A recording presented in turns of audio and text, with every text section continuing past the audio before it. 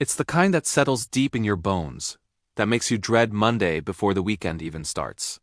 You feel empty even when you're busy. You call it burnout. You blame your job, your schedule, your responsibilities. But what if the problem isn't what you think it is? You're not burned out from doing too much. You're burned out from doing things that mean nothing to you.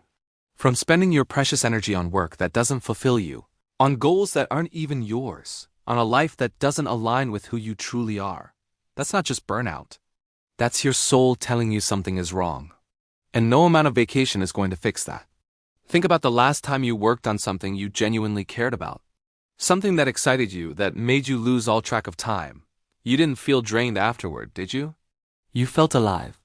You could work for hours and barely notice because it mattered. That's not burnout, that's purpose. But your actual job, your daily routine, it drains you in minutes.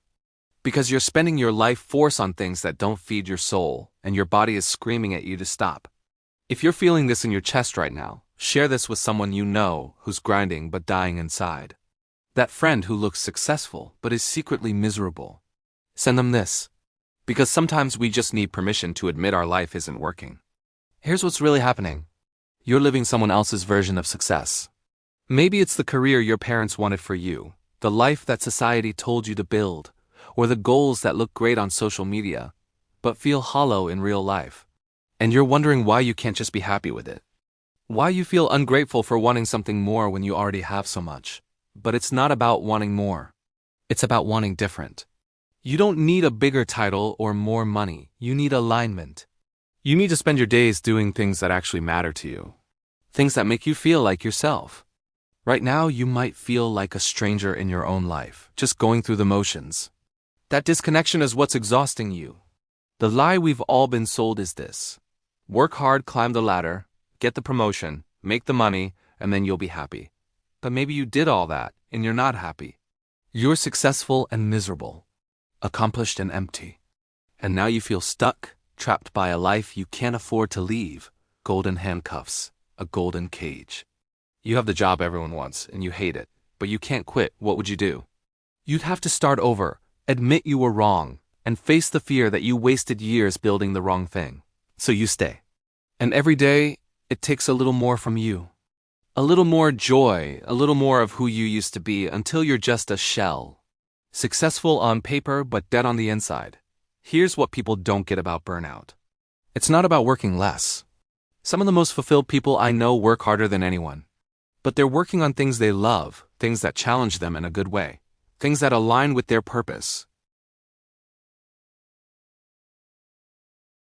I built something that matters kind of tired, not the I wasted another day on something I hate kind. Or you could work 20 hours a week on something that drains you and feel completely destroyed. It's not about the hours. It's about the meaning. So here's the question you've been avoiding. What would you do if money wasn't an issue? If you didn't have to impress anyone? If you could start over from scratch, what would you actually want to spend your life doing? Be honest. What would make you feel alive? Maybe it's something creative, maybe it's helping people, maybe it's something completely different.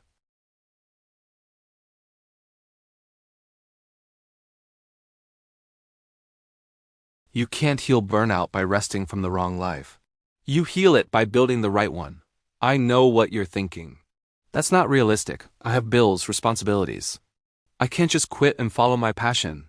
And you're right, you probably can't just quit tomorrow. But you can start moving in that direction. Start small.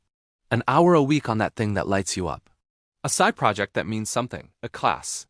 A hobby. A plan. Something that reminds you that you are more than your job title. Something that feeds your soul while you're still feeding your bank account. Because the alternative is staying right here, in this life that's slowly draining you, waiting for retirement to finally do what you want, and hoping you'll still have enough life left in you to enjoy it. Don't be like most people who die with regret. Regret that they spent their best years doing things that didn't matter? Regret that they chose safety over fulfillment. Don't trade your life for a paycheck and call it success. Success without fulfillment is just expensive misery. So, what do? You admit it. Admit that what you're doing isn't working. Admit that you're not happy. And admit that you need to change something.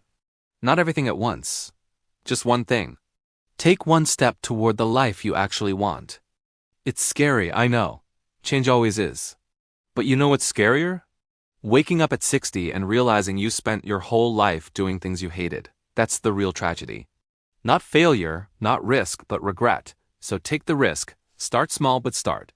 Move toward the thing that makes you feel alive, even if it's just one step, even if it doesn't make sense to anyone else. Do it anyway.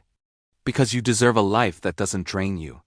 You deserve work that feels like purpose, not punishment. You deserve to feel alive, not just employed.